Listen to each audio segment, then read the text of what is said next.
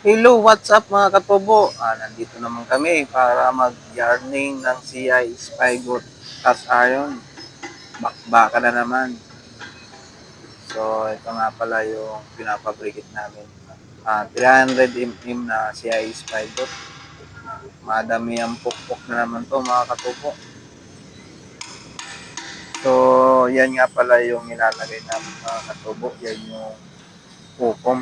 Yan yung pinansisiksik sagap na Habin Spygot. Halos mahigit 20 minutes nga pala namin kung aatakin mga katubo sa ganito kalaking CI spybot. Kailangan namin kung siksikin ng mabuti para walang tatagas.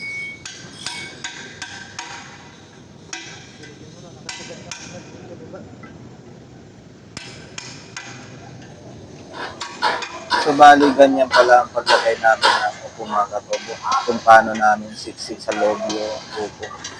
Bali yan talaga yung magsisil ng gap sa hub ng hub spybot mga katubo. Ganito pala kataas mga katubo ang sinasampa namin ng hub spybot. Bali nasa 10 meters yan ang taas. At syempre mga katubo, di mawawala yung level bar dahil sa ganitong kalaking tubo, ginagamitan namin ng level bar para hindi magtabingi yung way na nilalagay namin. Kailangan naka-align kasi ito para maganda rin tingnan.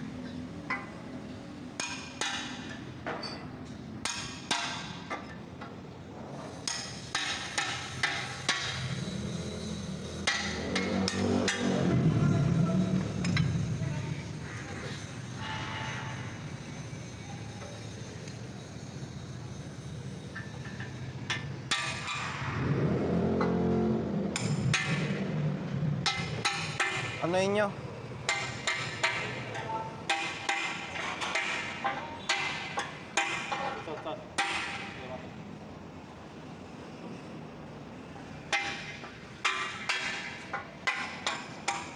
Reyes, pitikin mo nga rito. Anoin mo rito.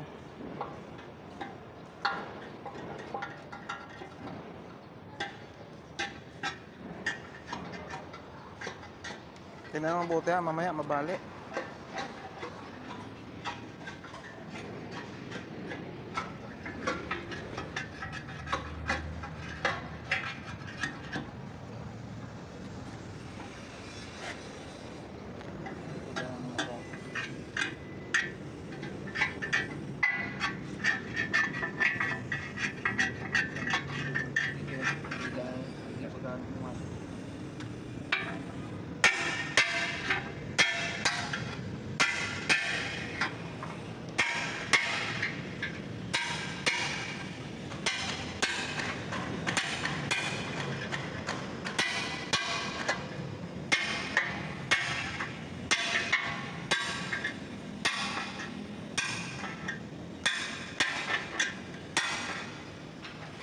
Lagyan pa dyan.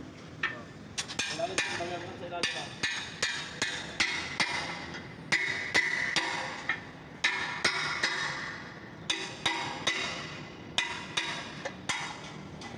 Maya, oy.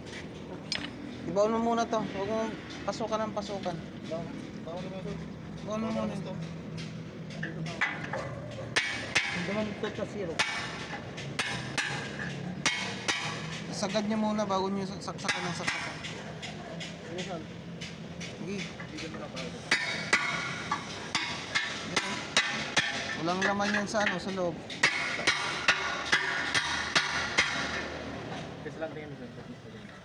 Talay mo muna to. Talay mo muna. Sige, yan o. Hindi na nakakain.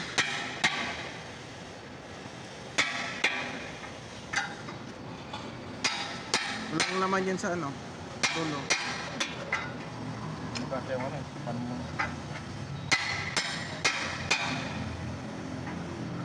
Yan o, luwag Sige, amayin mo.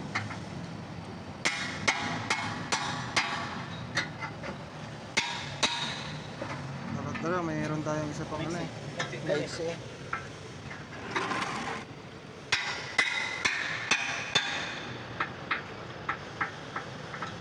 Pangalawa pa lang yun, di ba? Oo.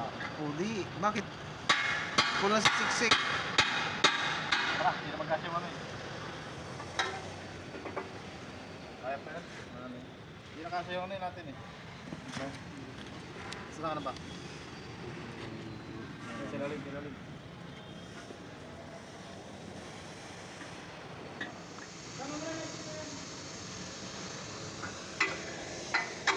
Pangilan na yan? Pang 5? Basta yung kanal ha, huwag niyong abutin yung kanal ha. Pag malapit na mga abot, tigil niyo. Okay na yun. Ano yung last na para ano, maabot na yun.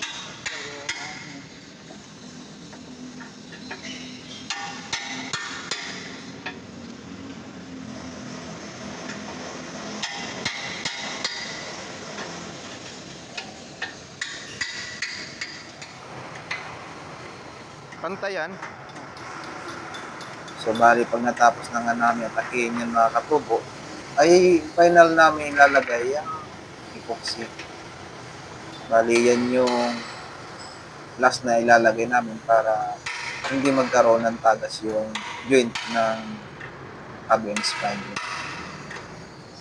Bali, pag maghalo ka nga pala niyan mga katubo, kailangan parehas yung kulay puti at kulay itim para makuha niya yung tama mixtures ng epoxy. Dahil kung madami yung puti, tapos kunti lang yung itim, hindi siya magkapantay. Malambot siya mga katubo.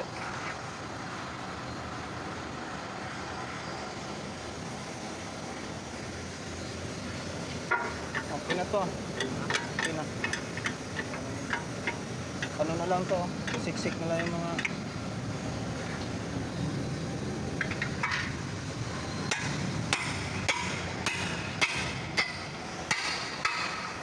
So, pag naghahalo nga pala kayo ng epoxy mga katubo, kailangan haluin ng mabuti.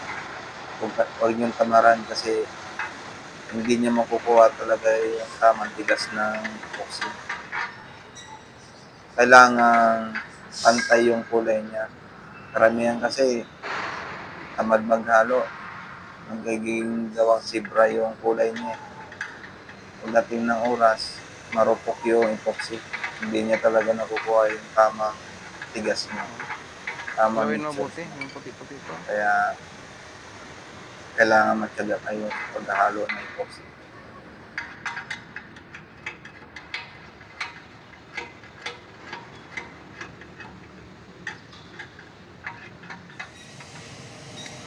Pag nahalo na namin mga katobo, saka namin lalagyan na yung epoxy sa joint ng hubs fiber. Bali, sinisisik lang namin yan ng mabuti, maayos, para makarating sa ilalim. Bali, ang lalim nga pala ng paglalagyan namin na epoxy ay mga katobo ay nasa 2 cm. Huwag na ano guys, kasi di nagkaitan mo. Abot ba? Yata, abot ah.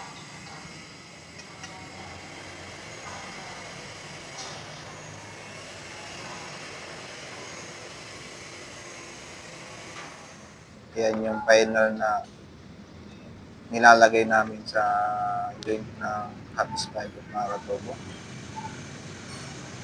So, maraming salamat sa panood mga katubo. Hanggang sa muli. Thank you for watching.